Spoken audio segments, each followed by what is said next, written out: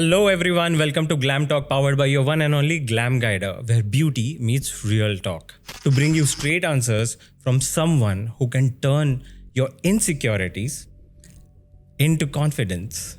And who better than a dermatologist? I am Dr. Ayushi Bothra. I am an MD dermatologist and I am practicing in Mumbai currently.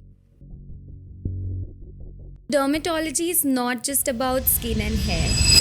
So, as a dermatologist, I actually advise my patients always aim for a healthier, glowy skin rather than chasing a flawless skin. Natural and clean beauty labels are more about branding than actual science. Hello everyone, welcome to GlamTalk powered by your one and only GlamGuider, where beauty meets real talk. No filters, no fads, just the truth about what your skin actually needs. Think about it. We all had this moment where we are standing in front of the mirror and stressing out over an uneven skin tone, a breakout, or even a sudden hair loss. Doesn't it sound familiar? And with so many creams, hacks, and promises out there, it's difficult to tell that are we really helping our skin or complicating it even more? And that's why today's podcast is all about eradicating your myths and your guessworks to bring you straight answers from someone who can turn your insecurities into confidence. And who better than a dermatologist? Let's welcome a board certified dermatologist, Dr. Ayushi Bothra. Welcome, Dr. Ayushi.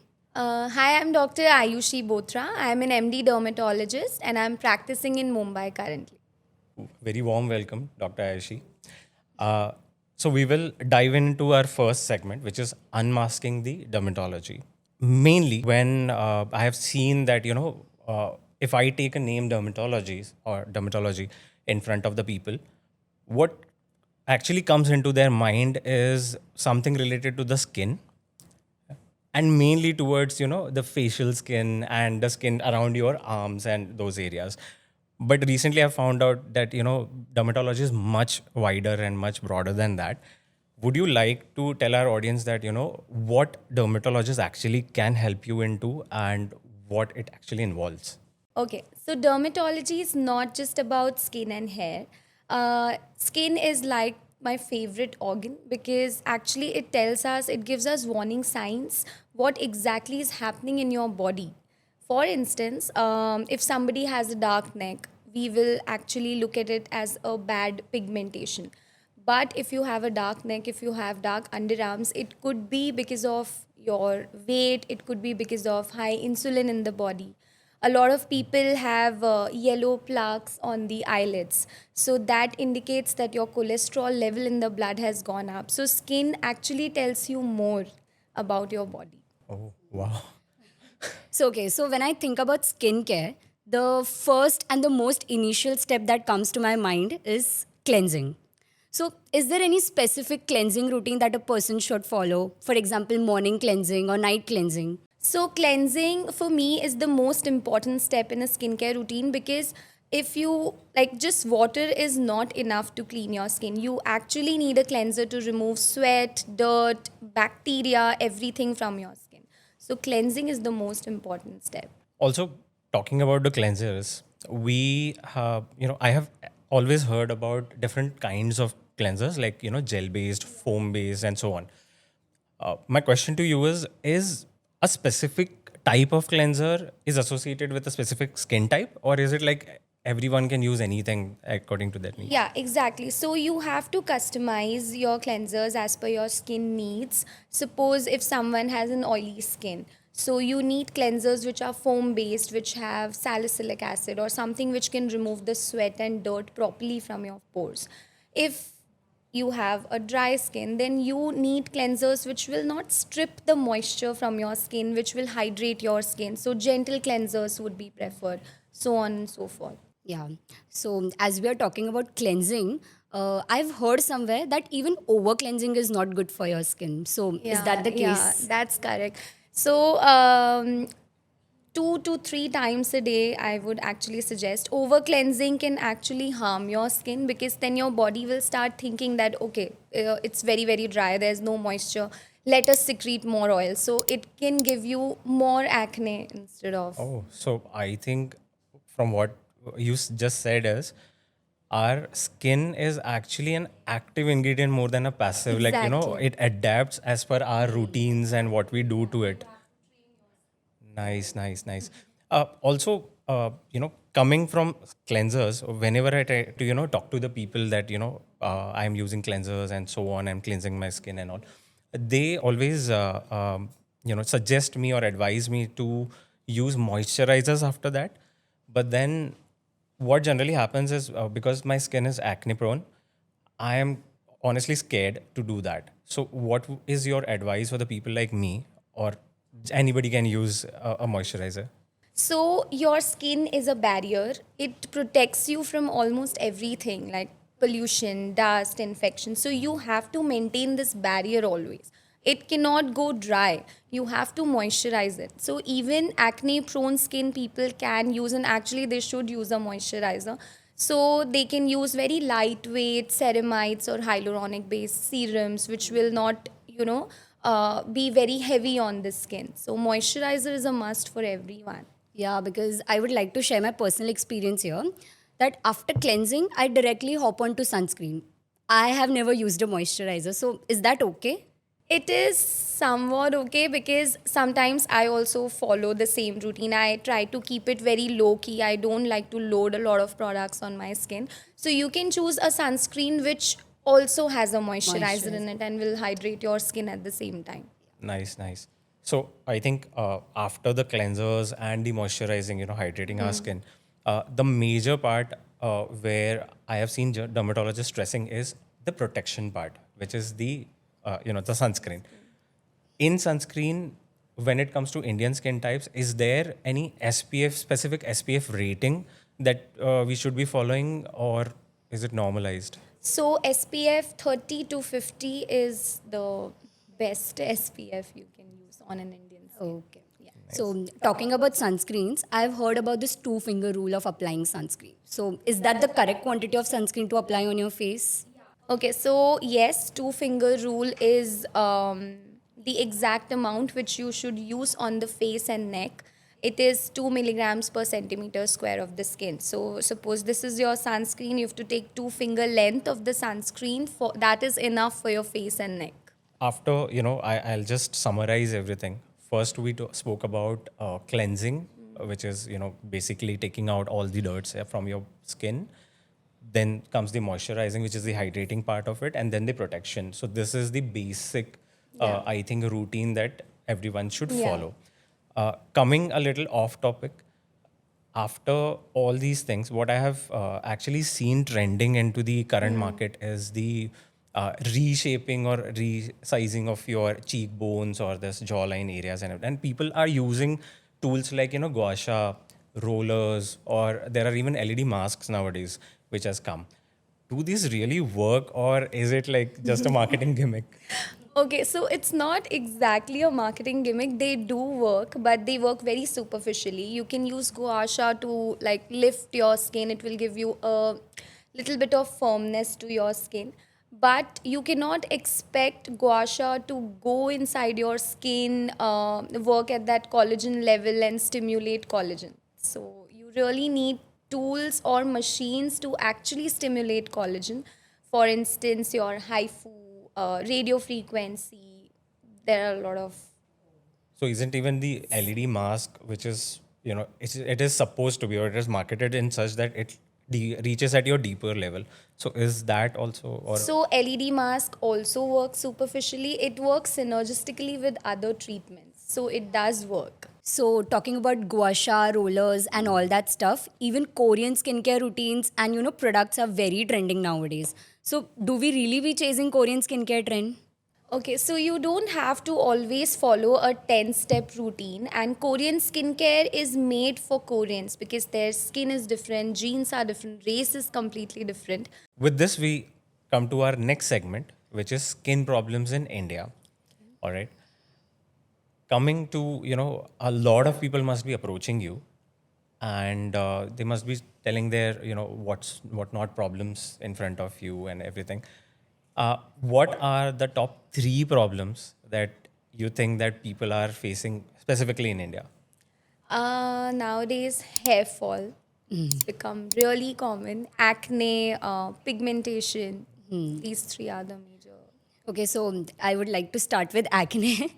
I think acne is the biggest worry nowadays, especially for teenagers and youngsters like me. That's true. So, why is it so common in India? Is it because of stress, lifestyle, or maybe? Yeah, so stress, lifestyle, everything affects your skin. Even gut affects your skin. Gut skin, there's a gut skin axis. So stress indirectly increases your cortisol levels, which can actually trigger your oil glands. It can stimulate your oil glands. Oil glands will start producing a lot of oil, which will attract bacteria, and the same whitehead or blackhead can turn into acne. So, to summarize it, stress, diet, lifestyle can indirectly increase your acne.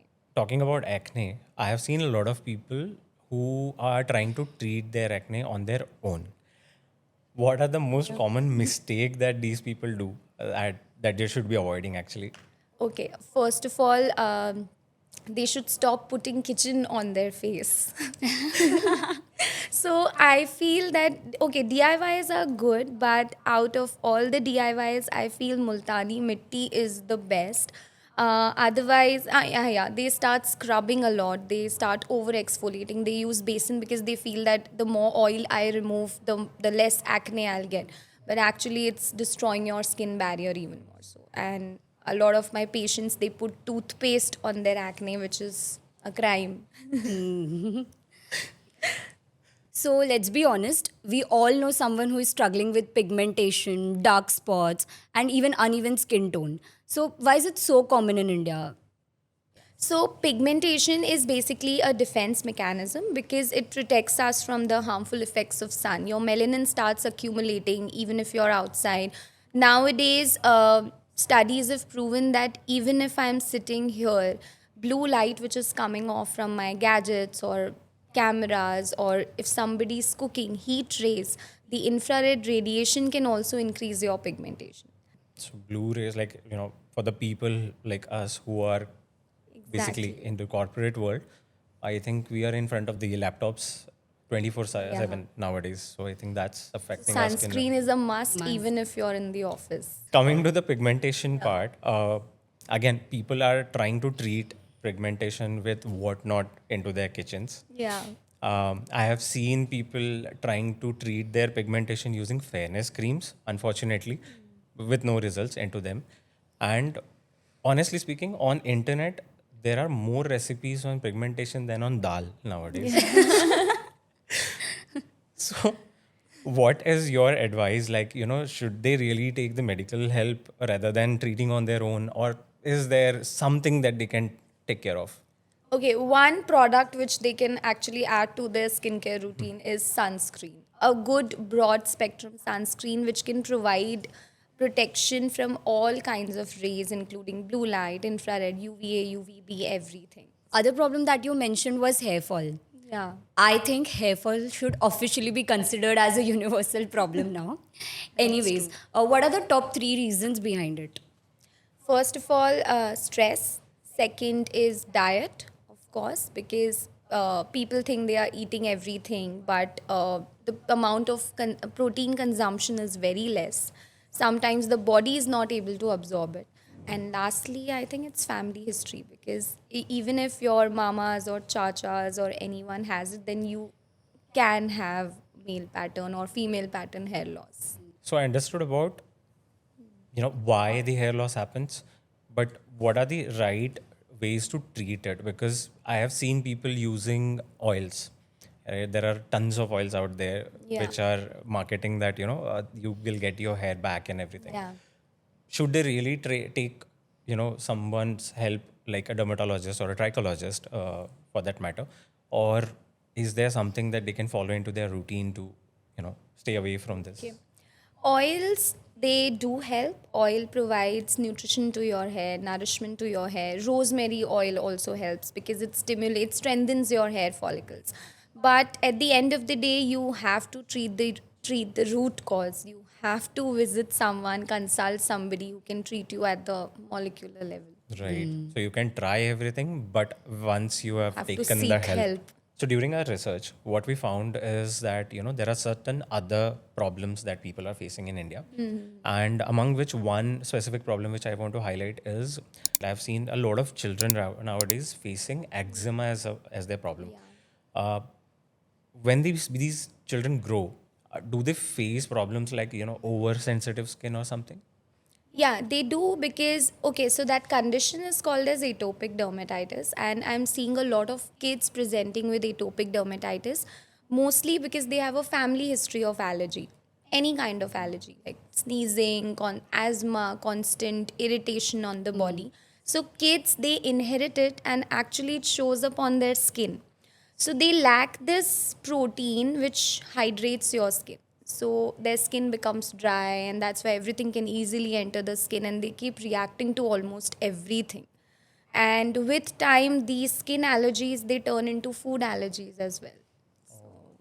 With this, we enter our next segment, which is basically, decoding science of aging and innovations.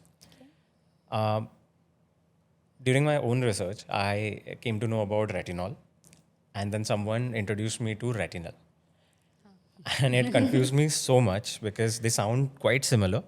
But someone says, retinol is better for your skin. Then the other group of people are saying, retinol is better. Yeah. Which one is what? And could you just, let us know very simply what are the differences between them? So both are derived from vitamin A. Retinol is basically, I mean, it's strong. It's the strong brother of retinol, and it works quickly. So if you want quick results, like for acne or fine lines, then you can go for retinol. But if you are a beginner, prefer retinol because it will not irritate your skin much. It will work slowly. It will give you those anti-aging benefits. Even as you told about anti-aging, even collagen masks are everywhere. Yeah.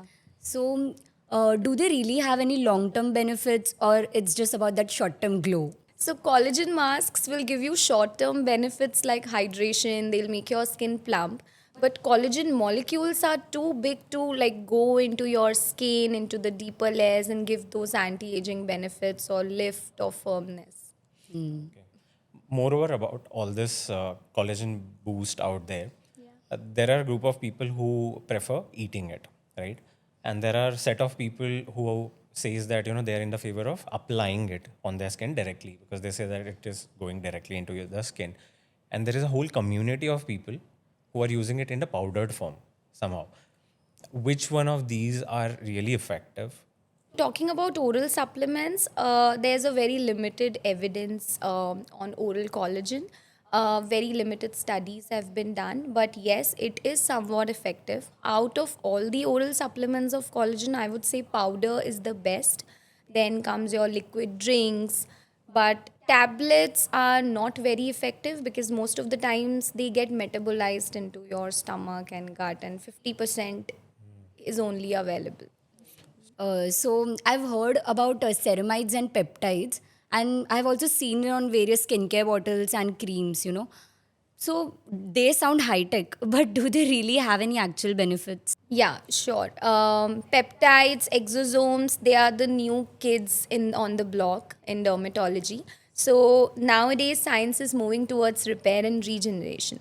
Peptides will hydrate your skin. They will give you anti-aging benefits. They will generate lot of collagen and elastin in your skin. So, out of all these ingredients that we spoke about, Yeah. retinol, peptides, ceramides, if I ask you to choose one star ingredient which can help us age gracefully, what would it be?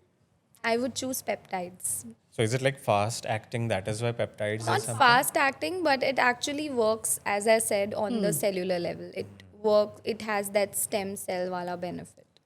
So, Dr. Ayushi, we will be switching our gears to a little fun mode at this moment, and we are entering our next segment, which is skincare with emojis. Basically, we will be reading out some statements which we have received from our audiences, and you have to give your reactions in terms of the Sure. emojis in front of you, right? So I'll start with the first one. I use lemon juice on my face to brighten it. Okay. Wait. I don't need sunscreen. I stay indoors. Yeah. I shave split ends to make my hair grow faster. I use onion juice on my scalp to regrow hair. I use Vicks for cracked heels. Sorry, that won't help. I exfoliate every single day. It makes my skin glow. Okay. So I wash my hair with beer because it makes it shiny. So I'm 16 and using retinol, peeling solution, vitamin C, and niacinamide daily. It's too early to start. I cover pimples with toothpaste every night. So finally, now it's time for a fun fact or cap segment. Basically, we say a statement and you say whether it's legit or just hype. Overusing actives like AHAs, BHAs, or retinols is damaging more skin barriers than pollution ever could. Yeah, exactly. It is. Social media skincare routines are making people treat problems they don't really have. Yeah. Natural and clean beauty labels are more about branding than actual science. I think so because you cannot preserve anything without a preservative. Teens using retinol and anti aging serums is often driven by insecurity, not need. Actually, it's too early to start. Using too many products is aging skin faster, not helping it. No, I beg to differ. Most skin textures seen online are filtered, and trying to match them causes skin anxiety. Exactly. That's true. Products targeting pore shrinking are misleading and don't permanently shrink pores. Yeah, you cannot shrink the pores because pores don't have muscles. You can actually clean the pores by using a good cleanser. LED masks, if used wrong, can do more harm than good. Yes, you should visit a dermatologist to get a LED mask treatment done rather than using it at home. Sunscreen is more powerful than most anti aging creams combined. Exactly. So, Doctor, let's start with our next segment, which is shuffling with GlamGuider. So, basically, yeah, you can shuffle those cards, and whichever comes on the top, you have to start answering it. Is SPF in makeup enough or should everyone still use a separate sunscreen? Yes, you have to use sunscreen as your first layer, followed by your makeup because most of the makeup products have SPF 15 or less sunscreen in them. And sometimes people don't apply it evenly. So, sunscreen is a must before your makeup. Okay. If you had to build a skincare routine with just two products, which ones stay? A good cleanser and a good sunscreen. One thing you'd remove from every overcomplicated skincare shelf today, a toner. Toner does not work always. Okay. What's one piece of advice you'd like to share with our audience as a doctor? Yeah, so as a dermatologist, I actually advise my patients to not hunt or chase for a flawless skin or a fairer skin. You should actually aim for a healthier skin. And so everyone has flaws, and we actually look at our flaws only when we look ourselves in the mirror. So always aim for a healthier, glowy skin rather than chasing a flawless skin. What's one skincare trend you wish people would finally cancel? Applying lemon juice on the face. Face shaving for women, useful exfoliation or unnecessary fear mongering. So I've come across this term called as dermaplaning. Dermaplaning is just a glorified version of face shaving. So you are basically exfoliating the superficial layer of your skin, which is not always necessary. So better to go for a chemical exfoliation than physical. So, Dr. Ayushi, thank you so very much. Today, you actually reminded us that great skin isn't about perfection, it's about understanding. And for everyone listening, your skin isn't a trend, it's a part of your identity. So, don't fall for the hypes. Take experts' advice, know your skin better, choose the best routines for your skin, and Do not forget to keep it simple. So this is GlamTalk by GlamGuider. Honest beauty, honest conversations. Until next time, stay glowing, stay guided. Thank you, GlamGuider, for having me here today. I hope I was able to bust certain skincare myths. And as a dermatologist, I actually trust them because they are doing a great job. They are providing honest, expert backed reviews, which can help people to actually choose what works for their skin.